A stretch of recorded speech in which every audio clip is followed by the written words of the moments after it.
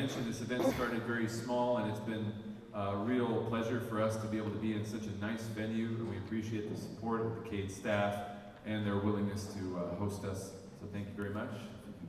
Join me in thanking them.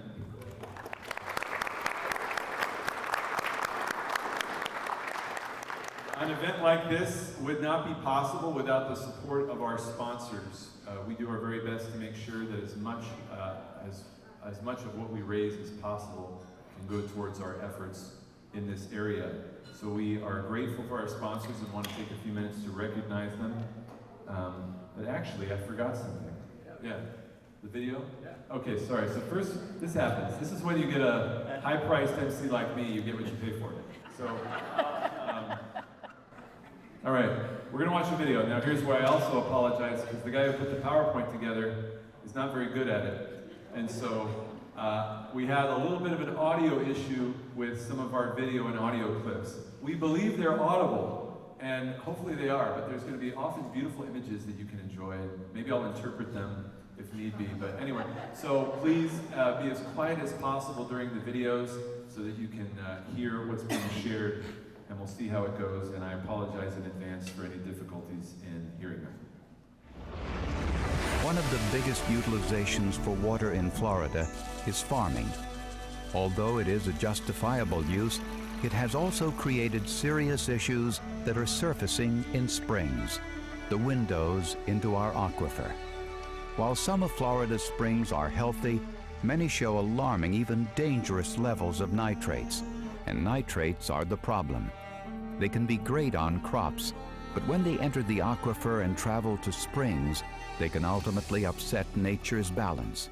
As part of an exciting environmental program, farmers working with 24 state and federal agencies have created a major nitrate reduction plan through a method of best management practices, or BMPs. This mobile irrigation lab analyzes the output and distribution range of sprinkler heads.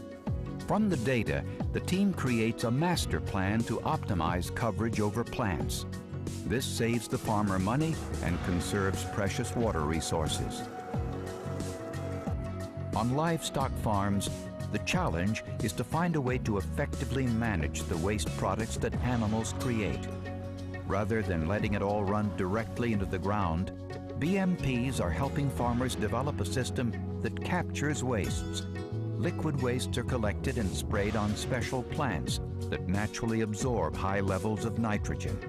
Compost and manure is gathered and sold as an ideal natural fertilizer. In both situations, we see that farmers understand that their future is vested in a healthy environment and good, clean water.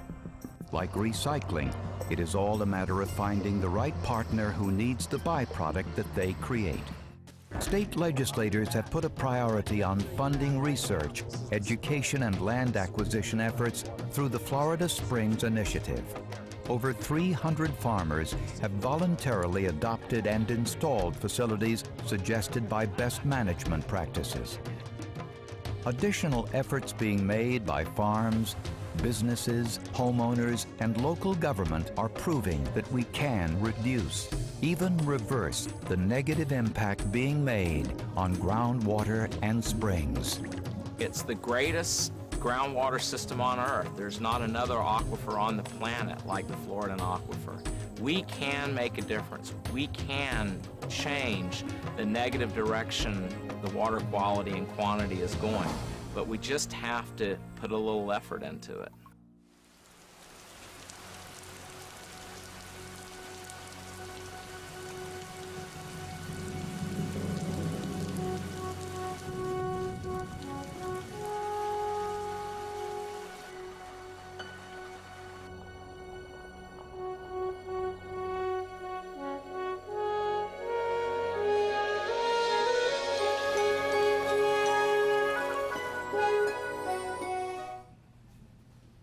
So of course,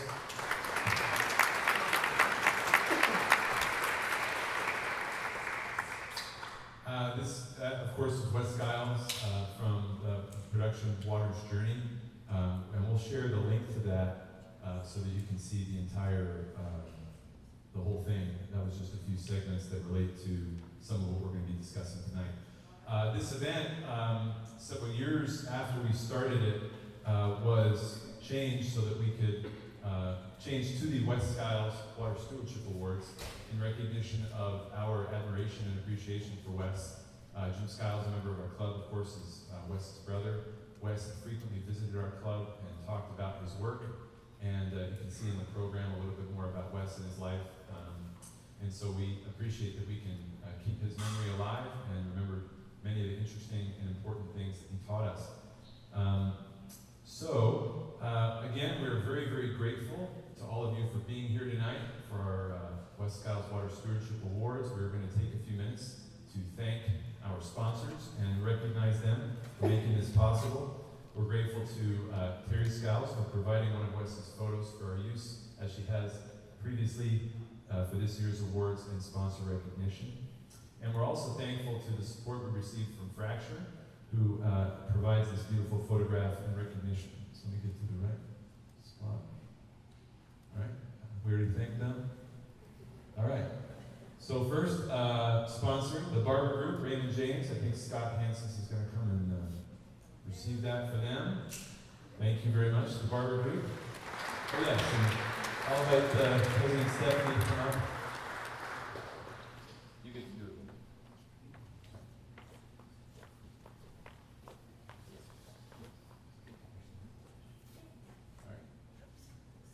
All right. I'll wait for our photographer to come up and grab a photo. Sorry, I caught her trying to take care of herself. Sorry. And Scott, you can just stay up there because after this, Scott will receive it for Capital City Bank. We could reuse the same picture. Thank you very much, Scott. Happy to have you here. We're grateful to Culver's. Where's Megan? Thank you, Megan, very much. And also, owner operator of our local Culver's, like Scott, a member of the Downtown Rotary Club. And she's offered some raffle items, so very grateful. Thank you for that. Thank you, Megan. First Federal Bank, where our club president, Stephanie Esposito, happens to work, so Stephanie will accept that. And from herself, for herself, for First Federal. So, Jim, you can get in there.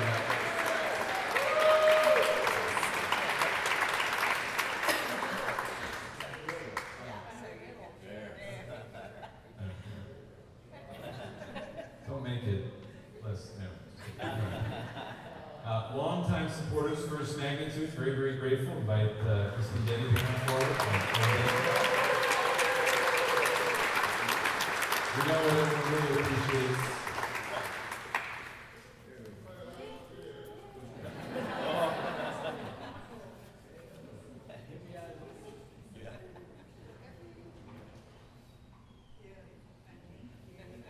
They donate the beer and the raffle. Even sponsors, I think, long time. One of our longest tenured sponsors. So thank you. Maybe our first. Anyway, GSC, Jay Norquist, come on up.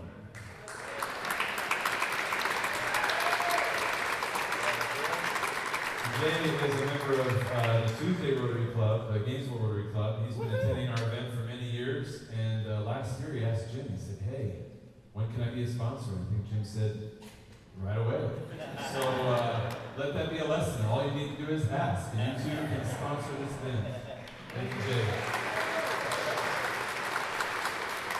All right, Jen Figueroa from Remax. Also a returning sponsor. Thank you.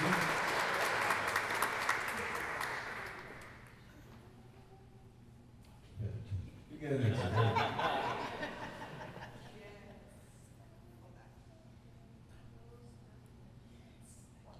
Thank you so much. Jim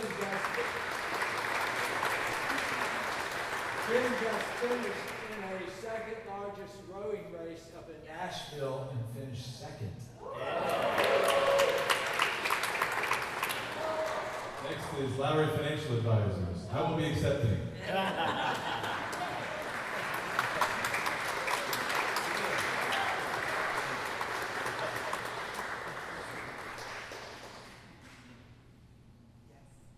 What a great sponsor. That's the tops. All right. And special thanks to WFT 89.1. We have someone from WF. All right. Elliot, come on down. Thank you for being here.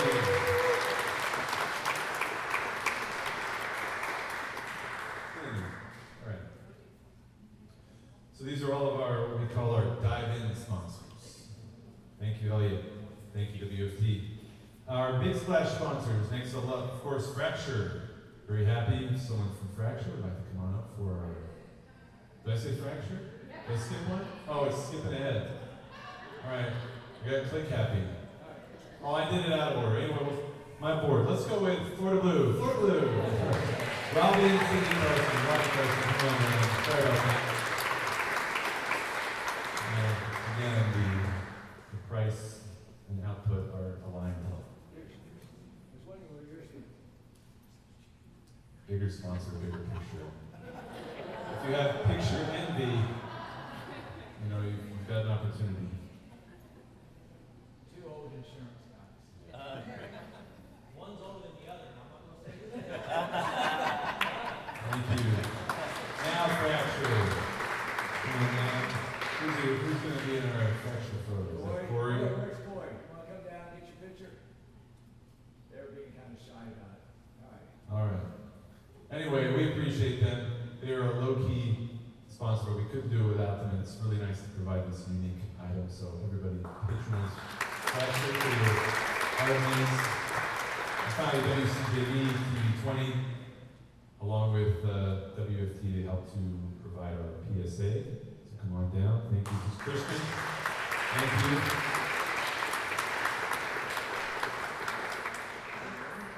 Grateful for the work they do to help produce that. Thank you very much, Christian. And our title sponsors, Ginny Springs. There's Skiles.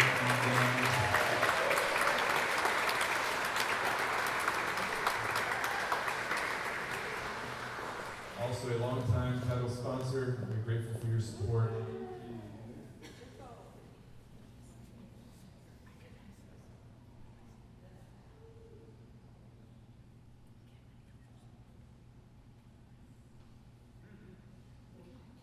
Thank you so much, Taylor. And now GRU. Rick, come on down. We're coming from GRU.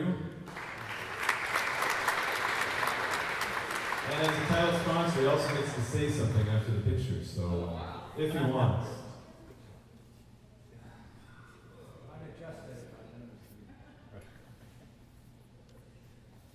All right, you want to say anything, Rick? Say something. Wow, thank you very much. Well, I really appreciate being here, appreciate all the work that Rotary does, both locally and around the world. I think you all are probably aware of all the work that we do for related to water and sanitation, providing clean drinking water. Of course, those are really important things for us, but you do that all over the world in places where people don't have those opportunities. So, really appreciate all your great work. We appreciate your partnership. Thank you. Thank you very much. All right. Thank you again to all of our sponsors. Again, we could not do this without your help, and appreciate your generosity and participation tonight. And again, if you're interested in sponsoring a future event, please let us know. We would love to have you here. There are plenty of fractures that can be produced. All right, now for our awards presentation. So I'm going to invite our President Stephanie back up and our keynote speaker, Angela, to assist with the presentation of these awards. All right. And again, this is an area where the audio difficulty may come into play, so please do your best to listen. First of all, our first honoree is in the business category, and it is Tropic Traditions. So we're going to learn a little bit about them from our friend Bill Curtis, and then we'll invite them to come forward. That's going to be Barrett, who will accept that award on behalf of Tropic Traditions. Our 2023 Wes Skiles Water Stewardship Award Business Category winner is Tropic Traditions Nursery's farm. James Fleming, president.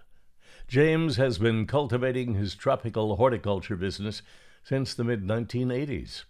Currently, Fleming has over 125 acres and produces a variety of ornamental plants, trees, palms, and shrubs. Fleming uses a variety of best management practices to measure the health of his plants and protect the native environment. Examples of water stewardship on the Tropic Traditions Nursery's farm include spot spraying plants to reduce the use of pesticides and scattering native yaupon hollies to promote growth of ladybugs, a natural pest remover. A tailwater recovery pond system conserves approximately 24,000 gallons of water per day by capturing stormwater runoff, which is reused for irrigation. Thank you, Jim, for taking the extra steps to protect our environment, and congratulations for your recognition.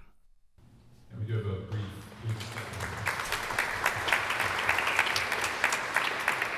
we have a video, Jim Fleming, the president owner of Tropic Traditions, will talk a little bit about the work that they do, and then we'll present the award. Hello, good morning. My name is Jim Fleming, Tropic Traditions Nursery. We're a wholesale nursery located here in Alachua County. We have 4 locations throughout the county. We have over 100 acres of containerized production, and we ship plants throughout the country. We do adhere to the best management practices in our farming operation and try to protect the water that we all enjoy here in north central Florida. Some of the BMPs that we implement here in the farm are a socket pot system, and I'd like to give you an example of that. Right here is a socket. There's a water reservoir down in this socket where when we put the plant in here, the roots suck up any runoff that goes inside this hole. The roots of the plant uptake that runoff before the water goes down into the ground. Here's an example of it right here. Magnolia. This is a little gem magnolia tree. As you can see, the feeder roots of the tree are sucking up any residual fertilizer that may have escaped after the plant utilized what it needed. If you look in here, you can see the water there. This is a very good method of farming, and it helps protect the groundwater that we all enjoy. Most of the fertilizers that we use here in the nursery are a timed release fertilizer that only the plant only utilizes as it uptakes the fertilizer and needs the nutrition to grow. These are activated by the heat in the ground. Usually in the wintertime, when there's no heat, the fertilizer is dormant, as well as the plant. This is one of the many methods in the nursery that we use for growing, and that it was recognized through the Farm Bureau and Florida Department of Agriculture for our use in these BMPs. This is why they gave us the prestigious CARES Award last year.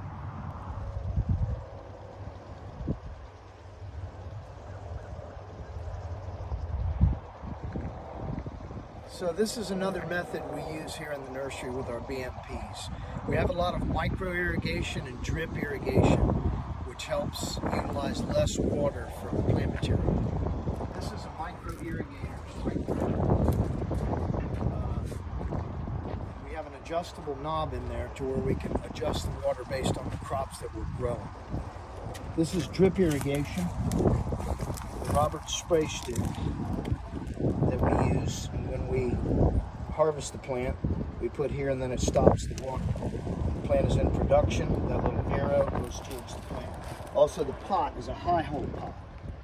The water sits in the bottom of the pot and it utilizes the nutrients. Very little runoff happens with this growing method.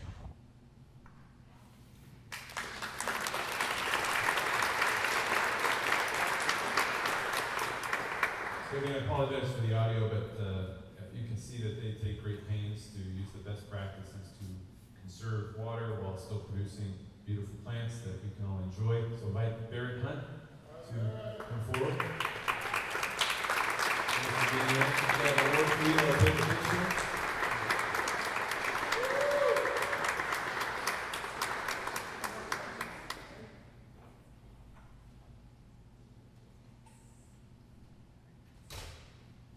Thank you. Now each recipient of our awards, hold on, Barry, don't go anywhere yet. Each, you're good right there, receives a $500 award, which Jim Fleming returned to us so that we can use it towards our project, which you're going to hear more about later. So he could not be here. His daughter's on baby watch, so Grandpa's getting ready. So anyway, really appreciate you all and what you're doing. Also, if we have any past honorees in the business category and they want to come up for a picture, that would be great. Do we have anyone here who previously won business before? I think first Mag, right? Yeah. Come on down if you don't mind. I thought it would be neat to get our some of our past winners in. Barry, do you want to say anything on behalf of the company? You're not required to. But. He covered it all. You couldn't really hear him very well, but every day there is things that I see with the water. You know, he didn't mention in the video, but you know, through the summertime, you got water more for the plants. But during the wintertime, like we are on now, you know, the lighter hours. You know, I cut that water way down. You know, it's like 10 minutes on each zone, depending on the certain plants. But that's just one thing. Every day I'm looking for new things. Yeah. Thank you so much. Awesome.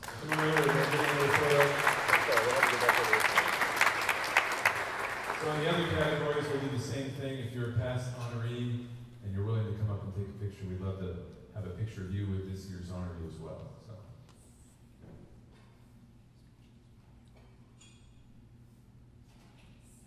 Wonderful. Thank you so much. Thank you, Barrett. Thank you, Tropic Traditions. Very good stewardship. Now you're free to go. You're good, you're released. All right. Our next award is in the nonprofit category, and it is Save the Manatees. Save the Manatee Club will be represented tonight by, by TJ Friedrich. Is that correct, Friedrich? All right, should have asked you that time. Manatee biologist. Pat Rose, the executive director, had prior commitments but shared the following. We are honored to have been selected by the Rotary Club of Downtown Gainesville as the award recipient for the 2023 Wes Skiles Water Stewardship Awards. As a certified cave diver and underwater cinematographer, I can appreciate the unparalleled contributions Wes made to better understanding both springs' functions as well as their absolute importance to the future of Florida. So we have a couple of little clips that we'll watch to learn a little bit more about Save the Manatees, and then we'll invite TJ to come up to accept the award. Save the Manatee Club's mission is to protect manatees and their aquatic habitat for future generations. To achieve its mission, SMC works to increase public awareness and education, sponsor manatee research, rescue, rehabilitation, and release efforts, and advocacy for strong protection measures, such as boat speed zones and sanctuaries. Save the Manatee Club is recognized as the world's leading manatee conservation organization. Congratulations to Save the Manatee Club. Save the Manatee Club is a non-profit, membership-based organization established in 1981 by Jimmy Buffett and former U.S. Senator and Florida Governor Bob Graham. Our mission is to protect manatees and their aquatic habitat for future generations. Human activities are the largest threat to manatees, and only our compassion and action can protect them. With increased awareness, education, regulation, and enforcement, human-related manatee deaths can be substantially reduced or eliminated. We strive to protect habitat, reduce harassment, decrease injury and deaths that are caused by human activity, and ensure that there are sufficient regulations to sustain manatees long into the future.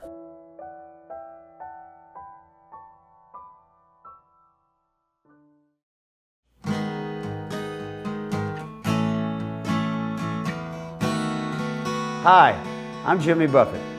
Save the Manatee Club has helped to protect imperiled manatees and their aquatic habitat for decades, but there's still more work to be done. Threats from cold weather, red tides, pollution, and boat collisions continue to take their toll on the manatee. So let's work together to safeguard the manatees and the places they call home. Be the friend they need. Visit SaveTheManatee.org. Thank you.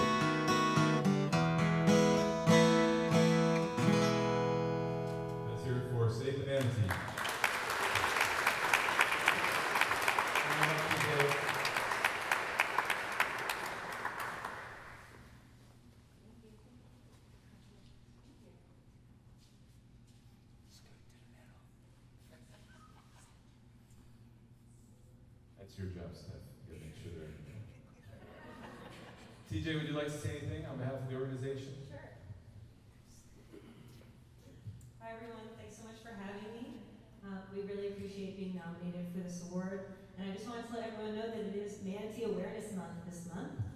So keep an eye out for manatees if you're around warm water, and be sure to advocate for the marine environment, which I know you're all doing. Thank you so much.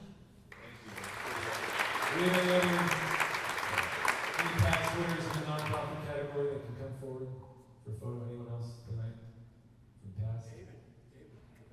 All right, come on in.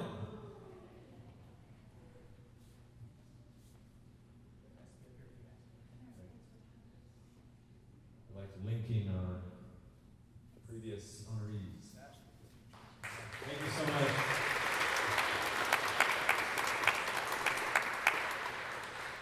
All right, our next winner is in the individual category. It is Matt Keene. All right. That's the fans. All right. Our individual Wes Skiles Water Stewardship Award goes to Matt Keene. Matt Keene is an award-winning filmmaker and journalist based in St. Augustine, Florida. He is an exceptionally talented writer and filmmaker. As a kayaker, he has circumnavigated the state to bring awareness to the waterways, to provide artistic, visual documentation of the need for water stewardship. Matt Keene's Lost Springs documentary film has brought awareness of the plight of these springs to thousands through major screenings in venues across Florida, several film festivals, and PBS. Congratulations, Matt.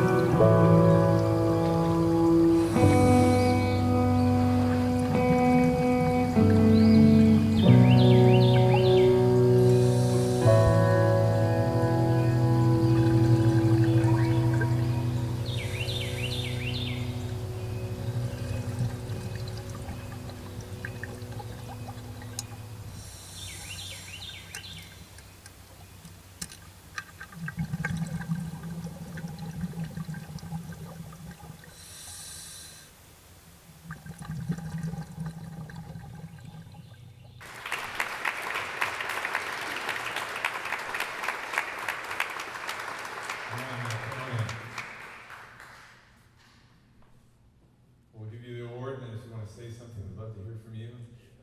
I'm so glad the audio came through because you really feel like you're in the water watching that.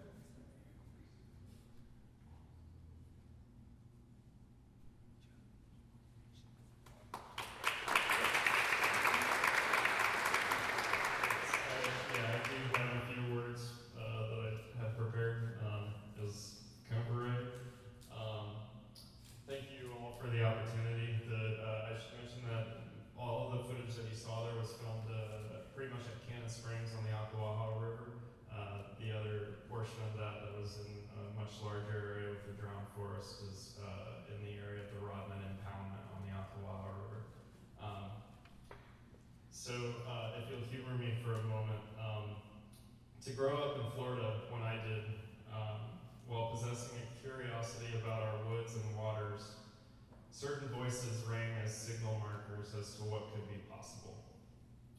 Wes Skiles was such a marker in my life, not just a real-life explorer for a kid in Central Florida, but an educator that shared our larger connections with the places unknown. To say that his work had a formative impact on my life is an understatement. I spent hundreds of hours working underwater in low visibility, sucking down dive tanks, cleaning the bottoms of boats in dirty marinas in East Central Florida, driven by my inspiration of cave divers and their unbelievable fortitude, skill, and passion, and wondering if it was something that I myself could ever stomach. This award holds special meaning for me. As a child, I swam in lakes that fed the Ocklawaha, lakes where water slowly trickled through the state's sandy ridgeline before one day arising again out of the limestone karst where Wes Skiles shaped his life's work. I like to imagine that some of that water took decades to sift through the stone before emerging again, miles away, downriver on the old Ocklawaha, one sunny and cool day when I first experienced its splendor and trauma. I like to think this water met me twice. Once as a kid playing along Tannic shores in Lake County, and once again those decades later as it slipped out of Awakening Springs and continued on its way to the sea, sending a soft reminder of its long and important journey. In my own way, through these drawdowns, I've tried to take the lessons I saw on Wes Skiles and his peers and bring back what I see and feel in places oftentimes inaccessible to most. My short films, Lost Springs and River Be Damned, continue to have an impact years after they were filmed, thanks to the people who shared their stories and their own relationships with the Ocklawaha River with me. I am endlessly grateful that they put that kind of trust into me. So thank you really deeply for this recognition. I hope it helps to further their own stories as well. So I appreciate it. Thank you.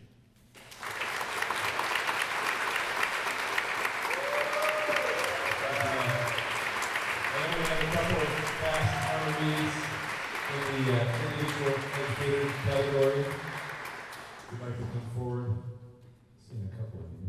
Margaret Tolbert's here. Oh yeah, and of course I invite them to mention, yes, Tess is up here now. The art on our award for each honoree is from a Margaret Tolbert painting, and so happy to have you here. Your generosity.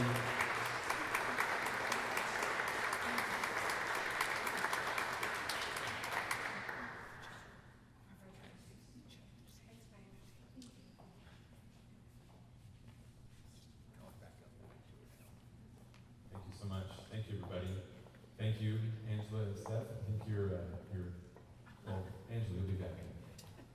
Steph, you're free. TJ, we forgot to give you the check for your organization for Save the Manatees, so Jim's going to give it to you now. Thanks again. And Matt, thank you so much for your words, and happy that we can have you here with us tonight and share your work with others. All right. Great. So this concludes our awards this evening, and now I get to turn the microphone over to Jim Skiles, who will introduce our keynote speaker.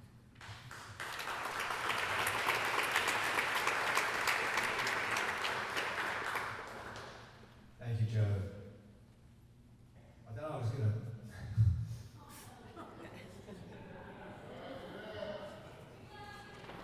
As the water's flowing, Jacob's going to give me my comfort hug.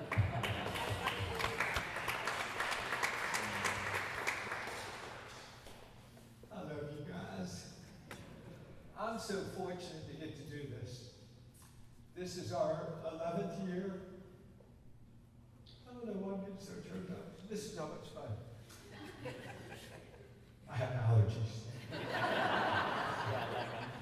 It's all these plants I'm around tonight. This is our 11th year. It's become somewhat of a family reunion. not only for the immediate Skiles that are here, but also close friends of ours, and also fellow Rotarians, guest Rotarians, our loyal supporters, and a few first-timers. I got to give a special shout out to Bobby Hall.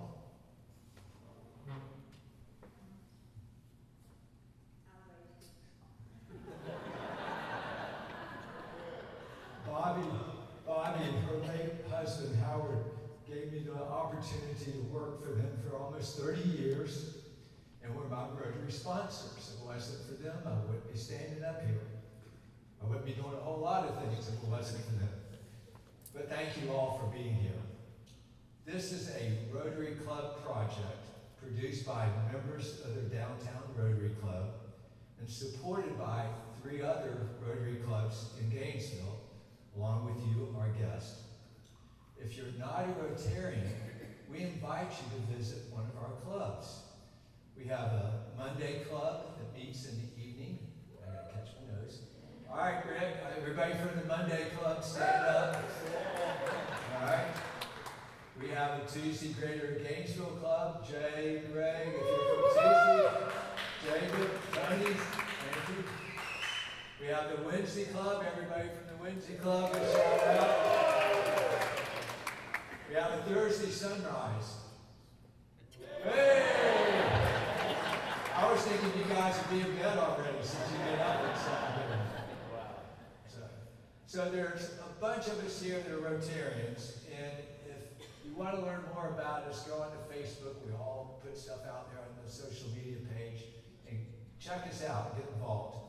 I promote and recommend Rotary because Rotarians are people of action. We don't do this for ourselves. We do good things to improve the lives of others here and around the world. Rotary also connects people of action to create hope in the world. And that's the Rotary International theme for this year. The proof of this connection is the fact that Angela is here tonight to share her story and what has developed since we last announced last year of our partnership with Jacob Atem and the Southern Sudan Healthcare Organization. That organization was founded by Rotarian Jacob, and you're going to hear more about him later on in the program. My role is to introduce Angela. How am I doing? But I'm going to forego that formal introduction because the next video, which I understand you'll be able to hear much better, not Joe's fault, he does this, we all pull together. The video is going to tell the story better than I can. What I will share is that Angela is one of the most focused, productive, and selfless individuals I've ever met. She is a living example of Rotary's motto, service above self. Please join me in welcoming Angela Tenbroeck, the 2021 Agricultural Woman of the Year and fellow Rotarian from the New Zealand Rotary Wash Club. New Zealand. But she lives here. We're all connected. Welcome, Angela.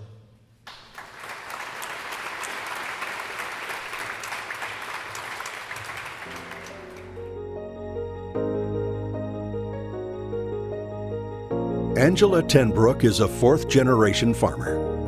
On her farm, Worldwide Aquaponics in East Palatka, Florida, she carries on the family tradition of hydroponic and aquaponic farming. I say 4 generations because starting with my great-grandfather, we began working inside of greenhouses. So for 4 generations, we've been working and farming differently. Aquaponic farming takes advantage of the symbiotic relationship between fish and plants. The fish waste provides nutrients to the plants, and the plants filter and clean the water, which is then returned to the fish tanks. We refer to our water inside of our greenhouses as soil water because we have all the components that is needed for plants to grow in a very hospitable, beautiful environment all the time. Utilizing controlled environments, aquaponics allows for crops of the highest quality to be grown from seed to harvest in as little as 30 days, with a fraction of the land and water needed for traditional farming. And being a closed-loop system means no effluent, fertilizers, or pesticides ever leaves the farm. This is very important to Angela because worldwide aquaponics is only a short walk away from the St. Johns River.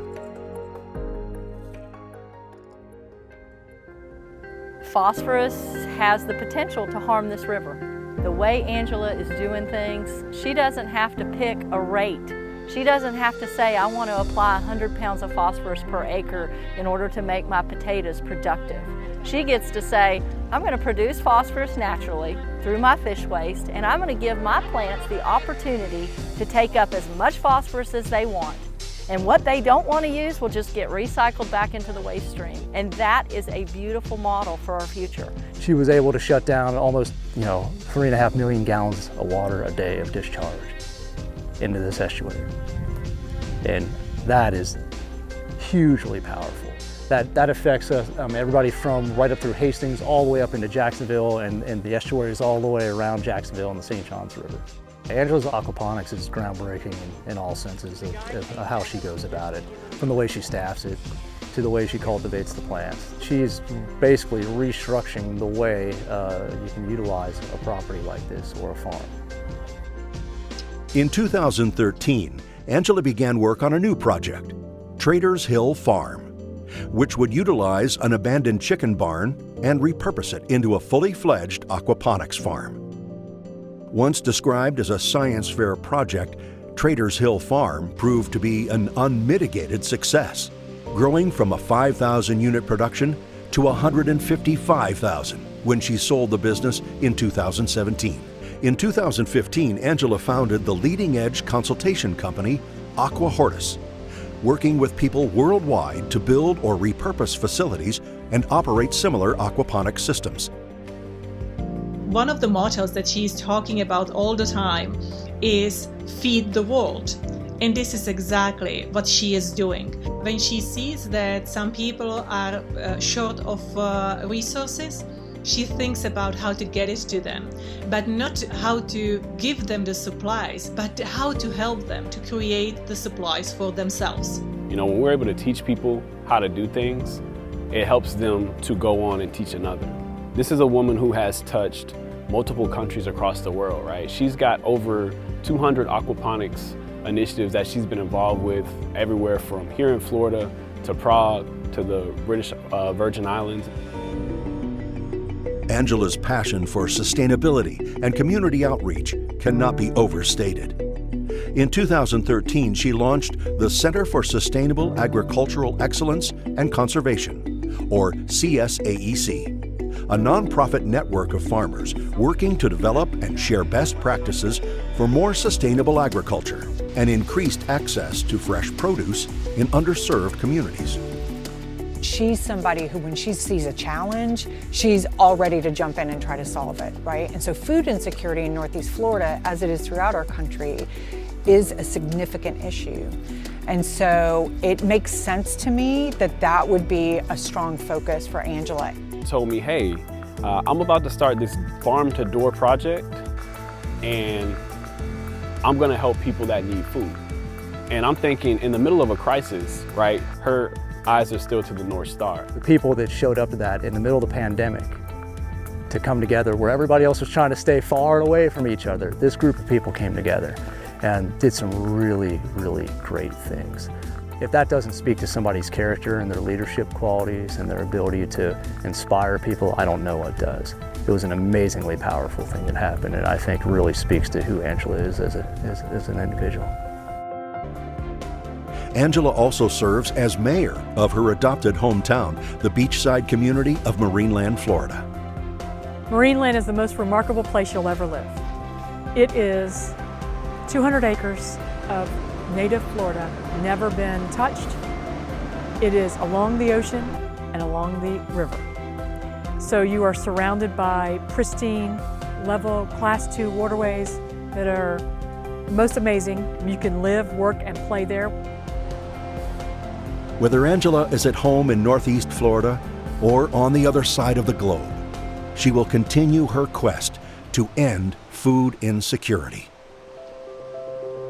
As I close my eyes for the last time, I would be satisfied to know that millions of people didn't go hungry because of the work, my life's work.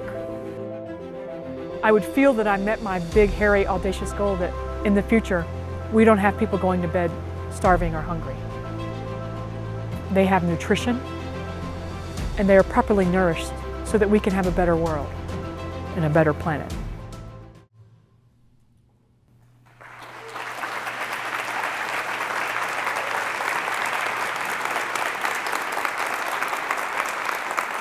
Thank you, thank you. Thank you very much. So I always appreciate the opportunity to stand before a crowd who sees like I see. So people always ask me, well, what are you going to talk about? So I always kind of drive my conversation around what I hear. And so when Jimbo came to me and then Jacob, you know, I thought, man, I can't pass this up. I have a lot of things going on, but I can't pass this up. And there's a couple things and reasons why. And all of you probably will resonate with some of these. At my farm in East Palatka that you saw, what you saw were NFTs with all these beautiful plants in them. 1 year ago, a hurricane destroyed my farm. So my farm doesn't look like that today.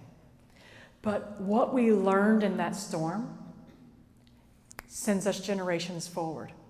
Every time we make a mistake, we learn. And I like to say, let's make new mistakes.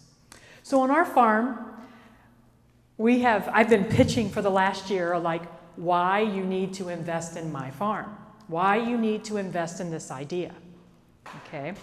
And people are often like, oh, that's still way out there kind of ideas. Yet I think all of you can appreciate what's going on. So my farm is at the Hastage Drainage. If you don't know anything about it, there's drainage districts throughout the whole state. And those drainage districts actually receive funding and management. So you may have heard about the best management practices that your brother was talking about. That is the single most important thing that ever happened to a farmer in the state of Florida. It has altered the way in which we farm today. Is it well received? No.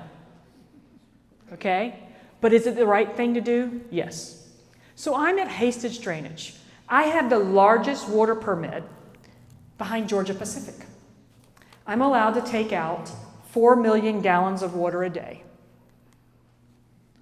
I'm allowed to put in the river 3.2. When I came to the farm in 19, I vowed that I would never do that. Today, I put 0 into the river, and I take 1 million gallons of water a month at full production. The opportunity that gives has to do with larger global things. Why is it important? Why is it important that a farmer sees farming differently? I can produce on my 1 acre of covered greenhouse, 10 acres, okay? Over time, I can produce 40 acres in a year of food. For every 1 acre I have covered, I produce 4 acres of food a month, and I do that 10 times a year. We have a water savings of 1.5 billion and 0 runoff. But my fellow farmers near me are all working on BMPs. But they still use practices that their great-grandfather used. Nothing wrong with it, I'm not here to judge. But what we do on our farm is we manage the water that comes to us. What you're doing on your farm is very important. What they're doing is basically hydroponics with soil. They are saving the aquifer in what they are doing. So I can talk a lot about what you're doing because I just smiled. And so good for you for getting this award tonight. And the importance of what they're doing is not to the eye. You can't see it necessarily. So why does this matter? The single biggest user of water in the world are farmers. The single biggest place that we're disturbing in the ocean is farming. It has to do with the food we eat and the manner in which we capture that food. So we are hurting ourselves all the way around. But there's light. There's light if we simply do it a little different. And it's not just us that we need to invest in, and it's not just us that we need to look at. It's the developing, future, prosperous countries. Future, not developing nations, not third world, future, prosperous countries. And here's why.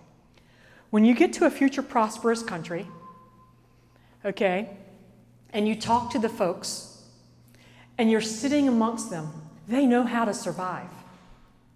They know how to survive differently than we ever have had to, okay?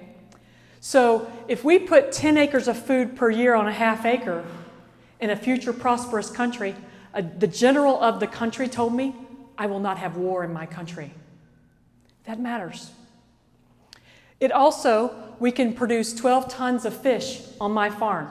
Imagine putting these farms all over the world so that people locally can have work, have food. It's not only it's a true triple bottom line. You develop food for a profit, helping the people. So I'm going to weave my story into the story of why we are in South Sudan. So I'm going to talk to you like my great-grandfather used to do. We should sit and listen to him do stories. So you may notice the bright green vest, and if you're a Rotarian, you know what that vest is. That vest says that you're going to be safe anywhere you go. If you're wearing that vest and that Rotary symbol, it says you're safe.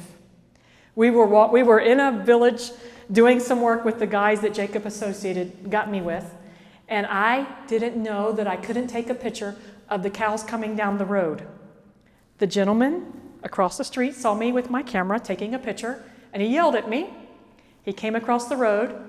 He talked to the guys that were with me. He turned around and looked at me. He saw I had a Rotary symbol on. He slapped my chest and he said, "Welcome." I was initially alarmed, but I was grateful that I had my Rotary vest on, okay? Rotary around the world. I work in countries all around the world showing what I do, what I've learned. What we do is low-tech farming, yet has high-tech output. So for every half to 1 acre I have produced around the farms and around the communities, we can actually produce an intense amounts of food. So Jacob said to me, I want to have an opportunity for the people that are living in my community, in the country in which I came. I want them to have this opportunity of what you're telling me about. So you may say to me, Angela, that's nice, but how do you know this is going to work? Here's what we know. We have a very formulated way in which we do work. So currently our work is here in East Palatka. We have work in the Mississippi Delta. We have work in Selbyville, Delaware, Hansville, Washington, Prague, Czech Republic, British Virgin Islands, Bolivia. We go in and we do the same thing. Those things are, we develop relationships, okay? We stay around and we listen, and we don't drop white people's stuff off, okay? That may sound offensive, but so often we come in and think we know something about a community for which we do not live and for which we have no background.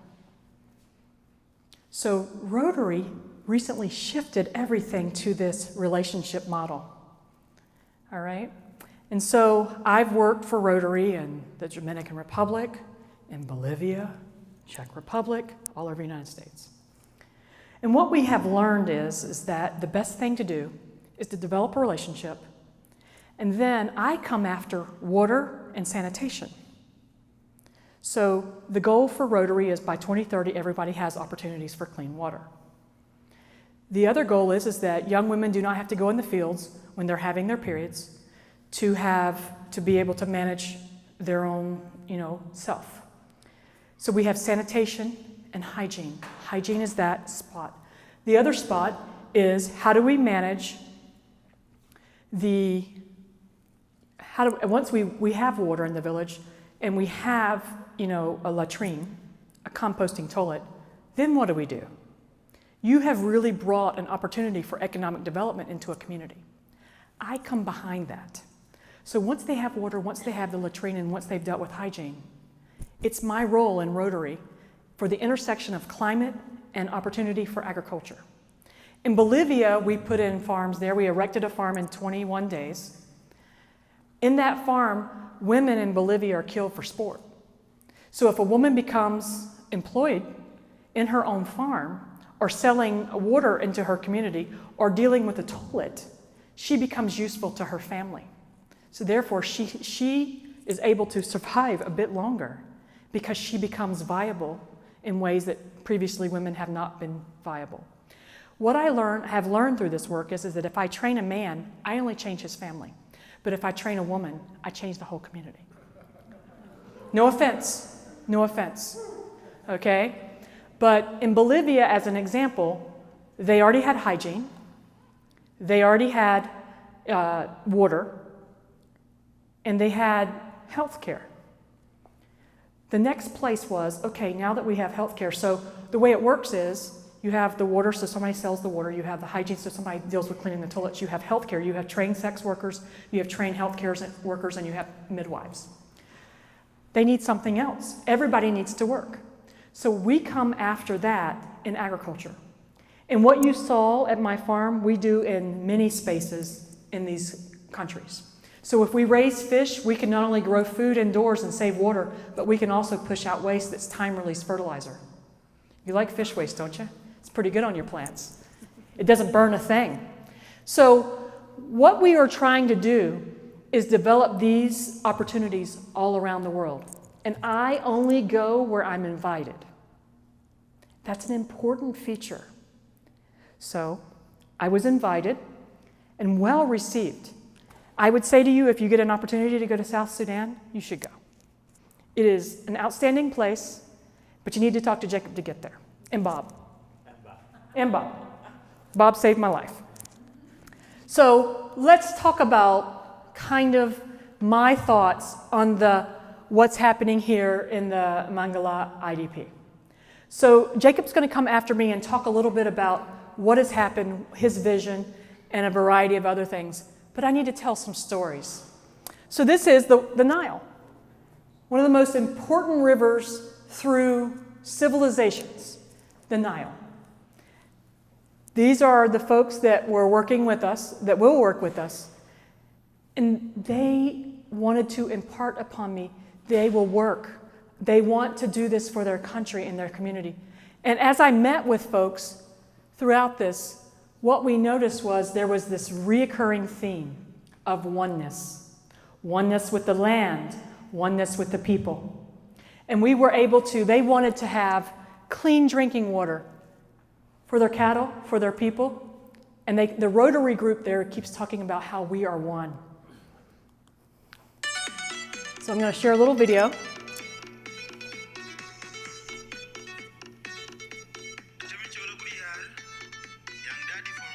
So Peter runs the facility.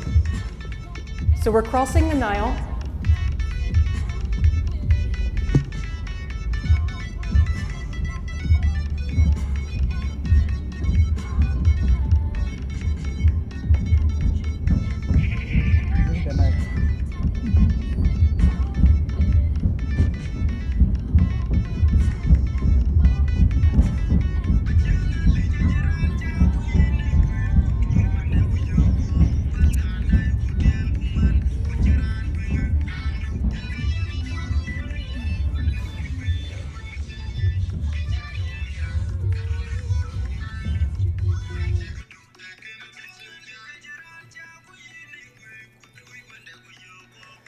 So whenever you're doing a project, you want to make sure you have the staff and infrastructure available.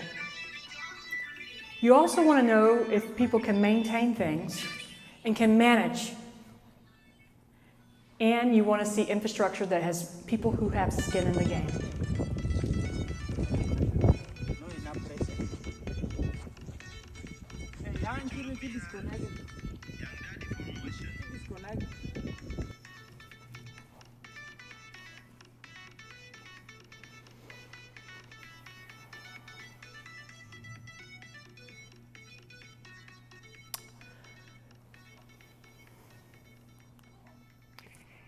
So as you work with this project and you're looking at it, I'm doing a Rotary assessment for your group.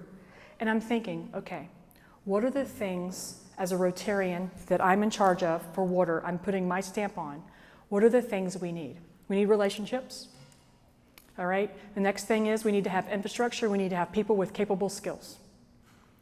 All of which we have there in the Mangala camp. But I found this really interesting dynamic between what we are very, very interested in, the Floridan aquifer, and the aquifer that's below the area where the village is that we were looking to work in. They're very closely related, very similar, and very similar things could happen. So we like to talk about starting right. So the important part of being able to go into a future prosperous country is to help them start right. Not chasing what we have done, which we are talking about and why we are here today, but the important part of being able to talk about how can we start right with this aquifer, with this opportunity. So what can we do? So I went there, just as Jimbo would tell you, I wanted to get to work. So I landed that very same night. I had been up for 24 hours, and I got to work the first night. And so we met with everyone from the local Rotary, because you have to have a local Rotary sponsor. The local Rotary sponsor was willing to meet with me every moment and stay with me throughout my whole time. Relationships. The next thing is when we got there, we had people who had tools and knew how to use them. We have the infrastructure. And we have people who already have paid for skin in the game. We have the spot. So why does all this matter? Why does it matter that we're working in another country? Because we can learn very valuable lessons from folks in other places. So the fellow farmers who are out there and the gardeners, I have to tell you this one last piece that just was remarkable to me. So I went and talked to the farmer who was there, who uses some of the water, and I said to him, so tell me how you farm. And when he showed me his implement, I was surprised. And I said to him, do you know what a hoe is? He had never seen a cutting hoe. He used this tool that he was remarkable with, yet he had never seen, so I brought in a tool that he was like, oh, you would have thought that I gave him something. He was like hiding it for the next, like no one's getting this. And he told the ladies, hey, put it over there. So, Angela, you're a farmer in America using controlled environment agriculture. How does this relate to over here? Okay? What we have found is that if we start in the ground, we have clean water, we have medical care, we can then go into controlled environment agriculture and start right. So it is my suggestion to the Rotary International that we come into this group. They already have water. Let's help them with their infrastructure. They have a medical clinic. Now we need to help them do better. So we talk about, a lot of times we talk about data. I think in the village there, Jacob, we could probably, 50,000 people before too long? Just that group, we can actually rinse, wash, repeat with what we've done. So the importance of being able to start right is not something we've done in America. But we have the opportunity to learn from our failures so that the future prosperous countries do not have that opportunity. Do not go down the paths we've gone. Do not impair their aquifers. Do not impair their waterways. And do not impair a variety of other things. Now, I know that there are some people out here who may have questions. So I'm going to stop real quick. And hopefully I've taken you on a bit of a journey. You've seen my journey. And now you can see the journey and the view of where we can go. Do I have any questions? Yes? What do the fish eat? What kind of fish? What do the fish eat? What do the fish eat? So that's my favorite question. So on our farms, we actually have worked with Purina and a Skettering to do a high quality fish diet.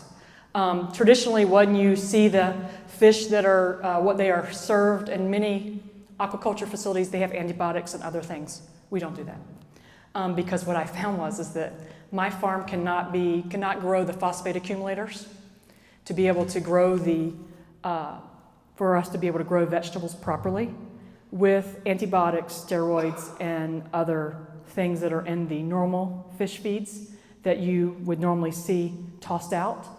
We use a floater instead of a sinker for a variety of other reasons. But we are looking to try to develop phosphate accumulators. So you may say to me, Angela, what's the phosphate accumulator? Phosphate accumulating organism is actually what you are able to use to get nitrogen, the N, P, and Ks, to work in the micros and macros. It's a relatively new science. We have found in fish farms that they are abundant.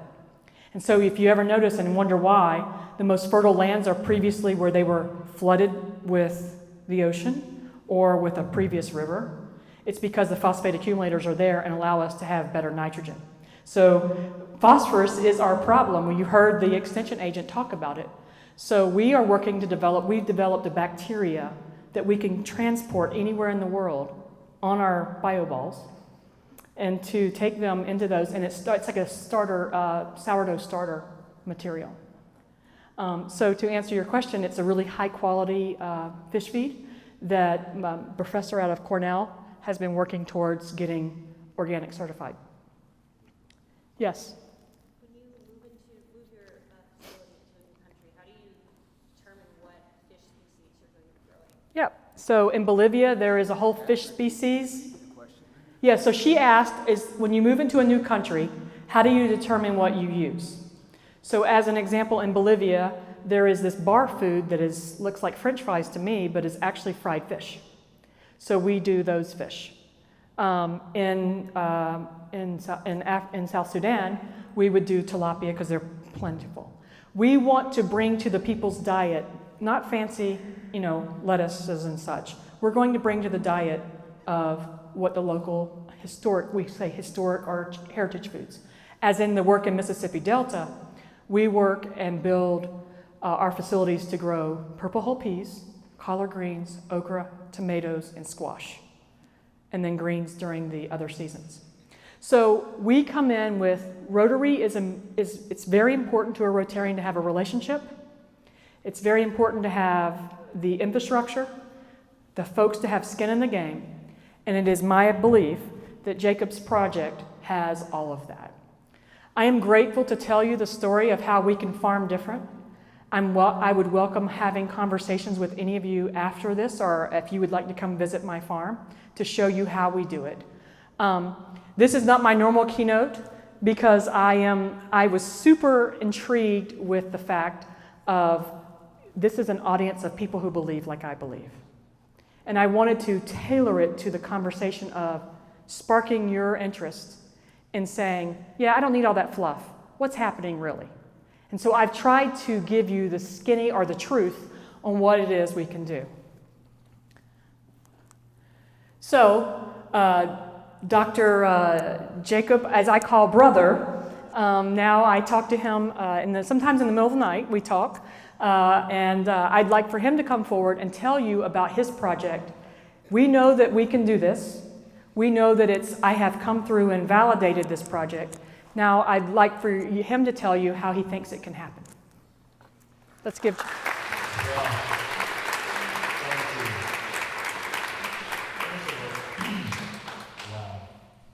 Thank you, Angela. Before I talk, maybe I'll be like Jimbo, thinking it's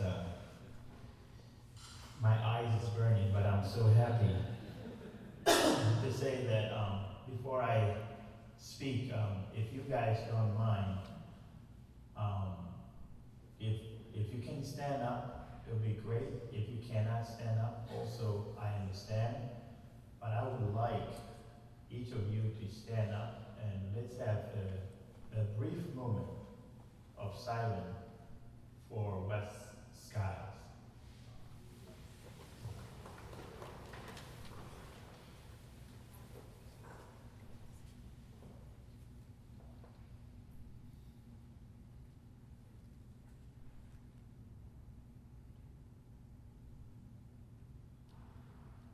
Thank you. You may be seated. When I look at the life of Wes Skiles, he was a true citizen. And it's not just a citizen of Jacksonville where he grew up with Jimbo. It's a true citizen of the world. I think it was meant when he gave this speech. It's incredible. All of us are here today. Whenever the good Lord will call us to home, what I always imagine is a legacy you left behind. And Jim, on behalf of SSHCO, Southern Sudan Healthcare Organization, your brother was a true inspiration. And what he has done in his life for the United States and then for the whole world.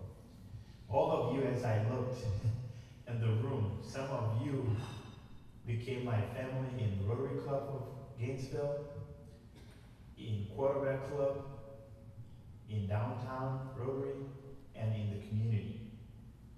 And that's what I love about Gainesville. I am a UF Gators graduate, so go Gators. And the theme of today is this idea of helping ourselves locally here in Gainesville, Florida, as well as helping others in the whole world. That is what inspired me. Some of the big sponsors today, you could have easily said, well, how is that related to my community? Because let's talk business. Let me be honest and blunt with you. And I want to appreciate you with it. You're like, well, I'm doing business in Gainesville. Why am I sponsoring something that in the world called South Sudan? That's how global we are. So thank you so much, all of you. I am proud to be in this community called Gainesville. Thank you. But what I like about us is each of us, even your business, each of us has a story. That is the part that I appreciate and love. You know how far your business came. You know how far you came as individual. And you start talking about Bobby Hall. Thank you, Bobby. Bobby is, we serve in the same Rotary, and she's a super supporter, and all of you. And where's Tony Barr? Here's Tony. Without Tony, I would not have joined Rotary. He sponsored me and paid my dues. I mean, if you're in Rotary, you need those people who can sponsor you and pay. I don't know, where's my president, Linda Reinhardt? Thank you, Linda. Today is Rotary. 3 years ago, thanks to Tony, I didn't know about Rotary. And I realized what I've been doing for all of my life is Rotary. And I had no idea when we went online, like, do you know Rotary? And I'm like, Tony, I don't know Rotary. He was like, okay, you're joining Rotary. And he knows my answer was going to be, I don't have the money. He's like, I got you. And I was like, yeah, sign me up. Let me tell you, when we say we are people of action, some of you who have been around me may think I'm crazy. I have some wild dreams sometimes. You missed out this, what I call my sister. I was sponsored last year, and me and Jimbo just talked. And I'm like, I want sustainable agriculture, all these, what she just mentioned. He's like, oh yeah, I know Angela. I'm like, how can we meet with her? We just met, and then he arranged. Listen to this. Rotary is about trust, and it's all about the four-way test. Is it the truth? And you guys know the rest. And where's Monday Club? The fifth one is it fun? I like that. But it's all about trust. Think about this. In 5 days, I was able to send her to my team in South Sudan.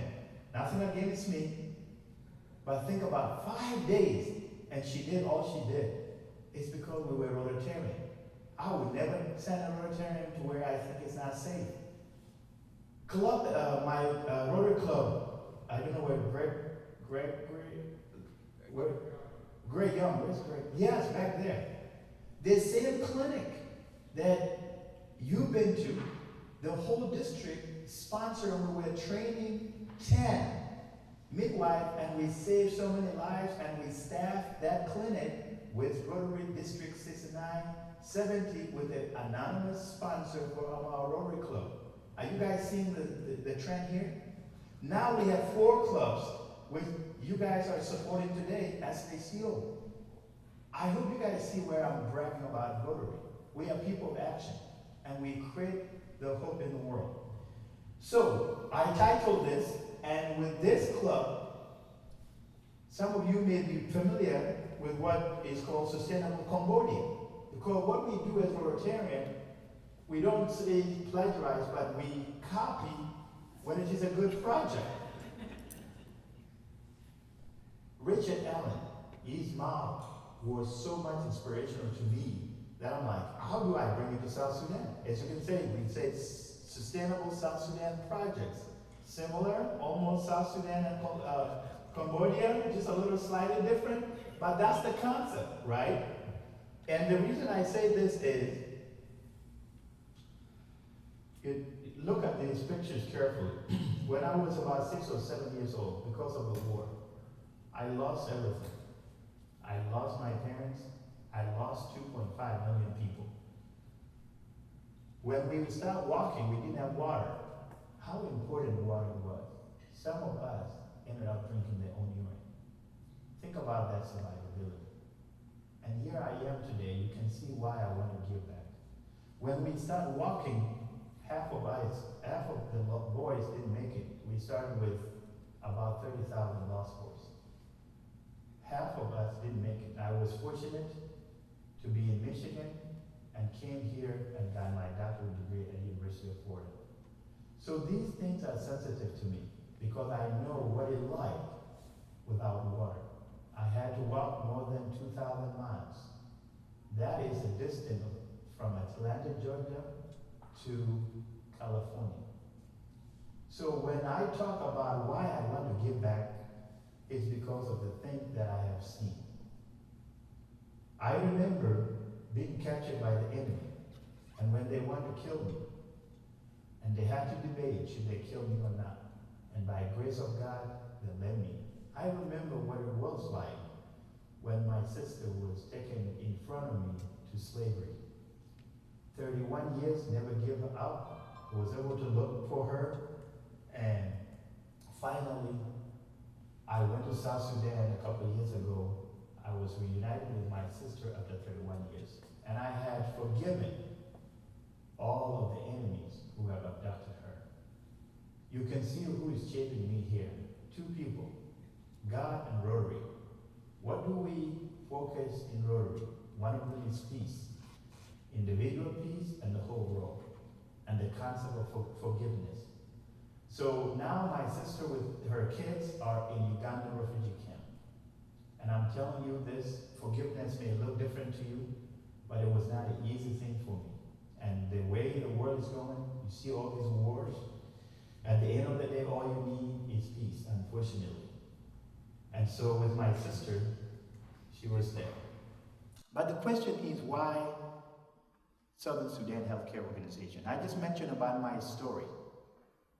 When I came to this country, the only thing I need was not $1 billion money.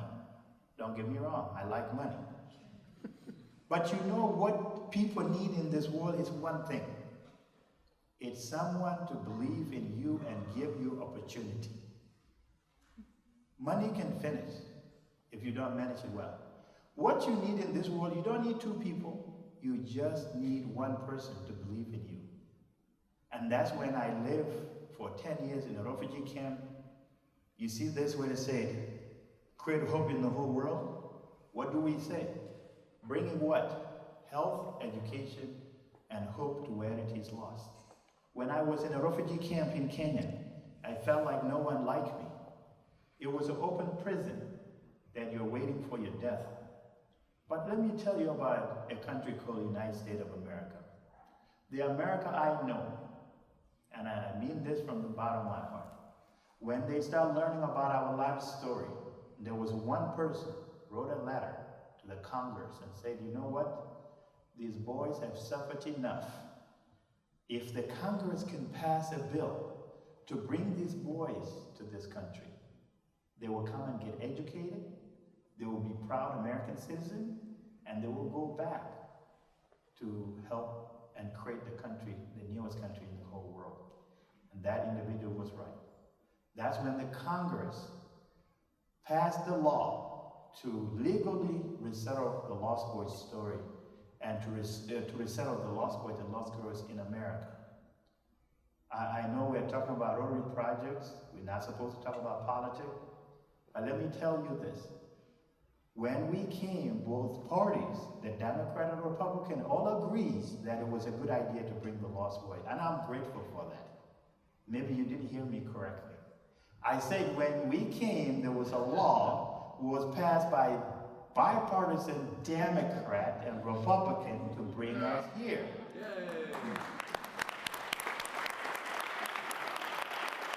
If that is not a miracle, I don't know what is. And if you think I'm crazy, I give you a homework right now and say, I don't care what project you will put on, let the Democrat and Republican agree on one thing. I am so grateful to be in this country. It's not that we don't have issues. We have issues here, but it's the best country I would ever live. Came here just 5 months after that September 11 hit. And we tried to provide the American citizen with our little blood we had. It was not enough.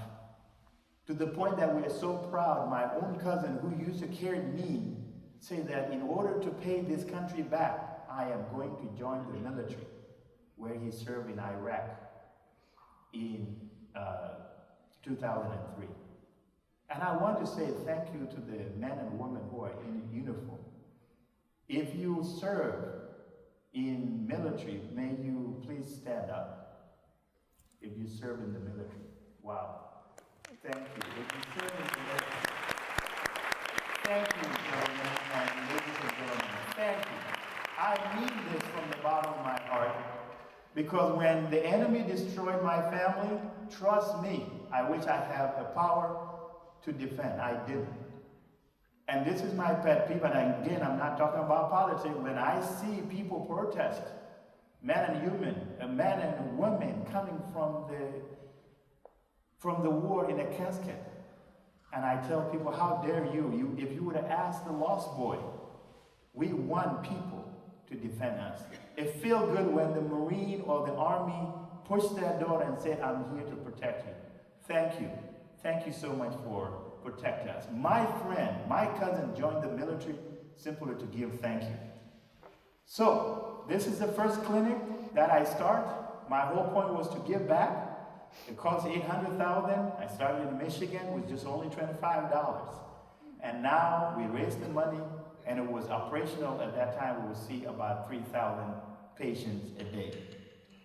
And then, so here is where we at. Mar, you cannot see, that's the first clinic.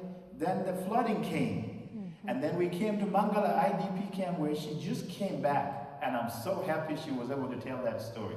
By the way, I'm inviting all of you to come. I enjoy this, the check, the money to go to this, but I would love you to see the people. So you come on over. So look at here, we have what we call holistic approach. It's not just health, it is education, it's food security. You see, that's one of our pillars, that's our connection here. I think you guys are seeing the thing. It is economic development. Again, sustainability. It's not just, I remember people would give me all the time food, and it's great. And the farmers now are saying, oh, I don't need to farm. I have UN. I don't need the rain. I have UN. That is a wrong mentality. All the refugees, what they want is to be self-reliant, self-independent. Create your own food. You got to work hard. Community. Emergency. Because of the flooding, we had emergency. And we turned that from a devolved organization to emergency. When the flooding came, we came to Mangala. Let me tell you how important this Wes Skiles Steward scholarship and this award meeting. When they came, where you were standing in the Nile, kids would come to go fetch water in the Nile. Guess what was happening? Crocodile. The crocodile was eating the kids. When they come to try to fetch water, women became vulnerable to attack, to rapes, to all that. So another generous donors give us 12,000. That's how we build that submersible pump. It's not enough, but that pump alone, as she said, is actually giving water to the community, to everything. It's not enough. And that's the importance of this project, that we're going to expand to not only do agriculture, health, and more economic business. Now there are some individual diaspora that want to raise chicken, because chicken are being flown from Brazil to South Sudan, but then there's no water. So this project is going to encompass a lot of things. And that's how they were digging that well that you were looking. And we have the restroom. So I don't know who went to Australia, Rotary International. It was so fun. I went there, and House of Friendship, by the way, if you ever go to Rotary International, please do that. That was fun. So the question is, what do SSHCO and Rotary have in common? Well, Rotary Club, area of our focus, we already mentioned. It's not only fighting diseases, providing wash, saving mothers, children, and support education. We have a lot in common, a lot of pillars. So, again, these are the things that we talk about: health, wash, and education, which, by the way, we have the school. And there are many ways we can partner. And I want to encourage us, I'm so happy to see all of our 4 clubs here. Please, let's join hands together, because it's not one club, and then we're going to reach out to district, and we're going to reach out to the Rotary grant where we can double our impact. So it's all about relationship, as she was saying. These are the Rotary Club now we are partnering.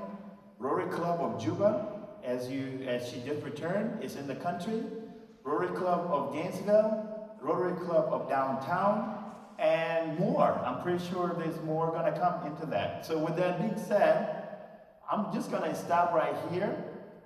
But Jim, and all of you, from the bottom of my heart, thank you. Every time I see each of you different in the community, it made me proud to live in this community, that I know I'm welcome, that I know that we are serving Gainesville as well as people of South Sudan. So Downtown Rotary Club, all of you, there's no word to express my appreciation for all of you. So thank you, and thank you for your time, and all these sponsors, I really appreciate it. Oh, I'll give it to Angela. Thank you. All right, so I wanted to wrap up with the fact that you've heard Jacob's story, you see the work that we've done. The opportunity we have before us allows us to be able to change the world in which we are able to, as Rotarians, do something different. So the memory of Wes Skiles was to save the water in our aquifers. The folks who have been all honored here tonight are all working towards saving the animals, saving the water, and saving the people. It is only logical that we now bind together with thinking, what can we do locally? What can we do with hands across to our next group? And how can we impact the future of where intersection of water, climate, and people all interact? This is a perfect opportunity for everybody to be able to do this. So like I said, this is not my normal keynote speech, but I hope you enjoyed it, and I hope you feel the warmth and energy that has come forward to be able to change the lives of people with agriculture, doing water differently. It only takes one person, as Jacob said. Someone gave me an opportunity to explore my science fair project, and today we are able to save 1.5 billion gallons of water. I hire women and men who are restarting their lives. And we say more crops, less drops. So thank you for having me here tonight, and I hope to see all of you in the future doing amazing things in the environment, with water, as well as in medicine going forward. Thank you for this opportunity.